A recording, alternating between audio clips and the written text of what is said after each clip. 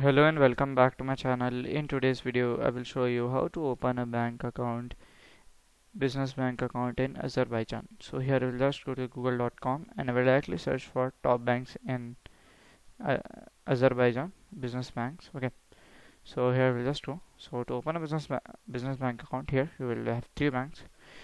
Top three banks. So here we can see the first bank is our Access Bank. Then we have our AFB Bank, then we have our AG Bank, then other banks. So I'm going to show you in this video how to open a bank account in Axis Bank. So I will just go to the Axis Bank here. Okay.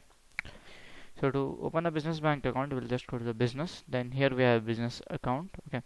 So here we have corporates and other things. So we'll just go to the business account. Okay.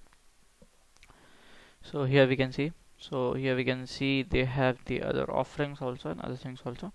So to open a business bank account, you have to visit their nearest branch because you have to prove your like business location and other many things.